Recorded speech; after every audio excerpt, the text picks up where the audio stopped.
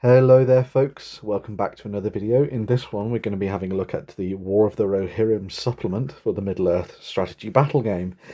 Now this has been out for a little while already, but since it was the sort of Christmas period and I watched the War of the Rohirrim again, I thought it would be quite fun to dive into this and have a look at it and tell you my thoughts about it as well. So based on the anime movie, which is set a couple of hundred years before the events of the Lord of the Rings, and the events of Helm Hammerhand and his family. So yes, you get the introduction, the War of the Rohirrim campaign with a series of different scenarios, as well as a nice little addition which is the hobby section at the back of the book as well. So much like with other entries in the supplements for Middle-earth Strategy Battle Game, so previous editions, you get a ability to play out a selection of basic narrative play scenarios, but also the option to have them as a linked campaign as well, which I think is always cool to have in there.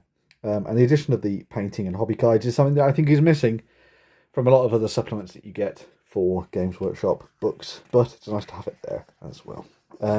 Also produces a softback, as you can see, so it's nice and thin and fits on your shelf. So you have the breakdown of the campaign, as you can see there. So you've got all the different options there, and there are different bonuses for good and evil, based on what has happened in the previous missions, the previous scenarios that you play as part of the campaign. But effectively, it covers everything that you'd need to know about the events of the War of the Rohirrim, from the fateful fight between Helm and Freka at the beginning, all the way through to the final confrontation between Hera and Wolf outside the Hornburg. So, starts with To Claim a Throne, which is a great little slap fight, I suppose you'd say, between Helma, Hammerhand and Freka. And you've got some nice special rules and things set up there for you to put that together, set up on a 1x1 board. So plenty of fun on that front. So a nice little set on there. You then have a new threat to Rohan's borders, which is the Mumak fight, chase sequence that you see in the movies. Possibly the bit that I wasn't massively excited by when I saw this myself, but it's a fun little scenario, if nothing else, and gives you an opportunity to try and craft yourself a rabid mummock at the same time.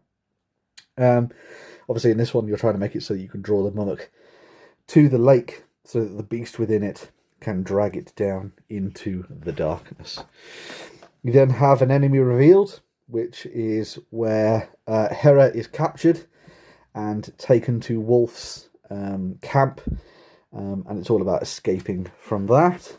You then have the Plains of Edoras, which is the fight between Helm Hammerhand and his forces against Wolf on the fields outside Edoras, before the actual sort of destruction of the town, the city, sorry. Followed by the Betrayal, so this is where Hera is trying to get the people out of the city, only to find Lord Thorn in the stables, as you can see there in the nice still from the anime. Get Lord Thorn out of there and against those bloody usurpers, the Rohirrim traitors. Don't like them. So that's a nice little scenario to set up again. Another one that's on a 2x2 board.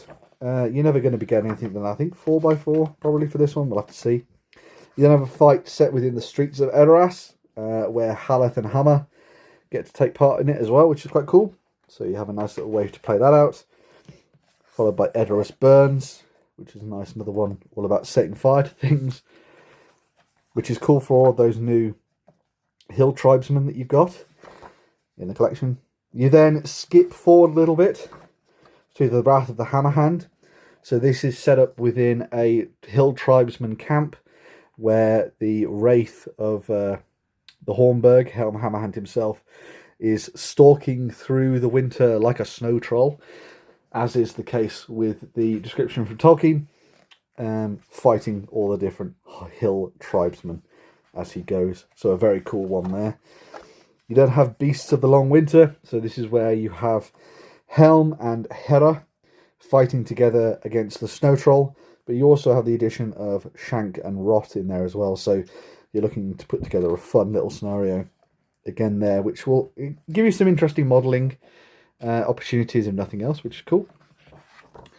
Followed by the last stand of Helm Hammerhand, which is set at the gates, which is called the Gates of the Hornburg, where you can have Helm holding off against as many of the different hill tribesmen as he can, alongside Targ and Wolf. So that was a really awesome scene in the movie, and something you can play out on the tabletop.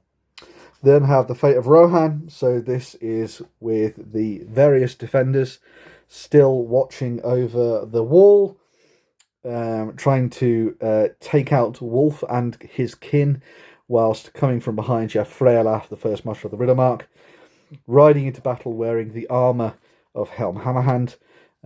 You could maybe even model a version of Freyalaf in the armour of Helm if you wanted to, which would be quite fun. But if you don't want to do that, obviously just use the standard model, which is quite cool. So yes, a nice little way for you to play all of those out. And of course that can all be combined together into a linked campaign, as you saw, allowing you to get the most out of your War of the Rohirrim models, all of which I believe are available now. So you can get your hands on both the plastic sets and all of the Forge World resin sets to play your games of Middle-earth strategy battle game set against the backdrop of the War of the Rohirrim. In addition to that, you also have the hobby section, which is a really nice little bonus. And this isn't just buy plastic kits from Games Workshop and build them. There's actually a little bit more to it. So you have the options for building a damaged Rohan house, showing how you would do that. There's a little bit of balsa wood, which is quite cool. So if you're looking to do a destroyed version of Edorash, you can do. Although, of course, this could also make sense for all sorts of different elements of the Westmarch and stuff like that that have been attacked by the forces of the Hill tribesmen. You could also use this to represent the damaged Westfold and Edoras and that kind of thing from the events of the Lord of the Rings, when the Uruk-hai have been sent to lay waste to Rohan by Saruman. You also have ways to build the Hill tribe encampment, which you are going to need if you're going to set up a realistic looking set of terrain for your encounters with Helm and the tribesmen. And with this, you can just see a little bit of how you'd all bring this together, using little offcuts and things like that, and then draping things over with wet wipes and PVA glue, which I think is a great way to do things. And it provides you with a really interesting final look for your buildings, which is super cool, and a nice little hobby challenge for you to go on. What I quite like about this is that you can essentially play through each of these different scenarios one by one, and you can build a board or set on pieces that will fit, and then just sort of extend your collection as you go through, which I think is a really nice little touch. So great for those people who maybe just started out with the War of the Rohirrim set itself. You also have the ability to customize your Mummak, so you get yourself the standard Mummak kit, and then you will chop and change that, and use all sorts of different things like modelling putty and stuff in order to make your rabid Mummak. You also have a painting guide for working on the Warriors of Rohan, and all the different heraldry of Rohan as well. So if you're looking to do something that isn't tied to like Lord Freyalaf, for example, which is sort of a classic green and red, you could go for a different look. So you could have Lord Priam of the Fold with the blue, or you could have Lord Gramhir of Westermet with the blue and brown in there, which is quite cool, or Lord Thorn himself with the deep reds, which is quite a cool one. So some nice options on that front as well. And then one for quickly getting your Hill tribesmen together. I think you could do these very, very easily with a judicious application of contrast paints and using the slap chop method in order to make these pop. I think you could get all of that done very, very quickly. So a nice little set there.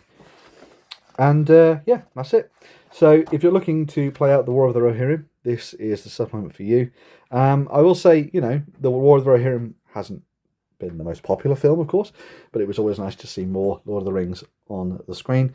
And I think for a supplement, it does what it says on the tin. It gives you everything you need for your campaign, which is always good, and breaks it down into a nice way for you to play out just sort of standard scenarios, or a linked one if you prefer.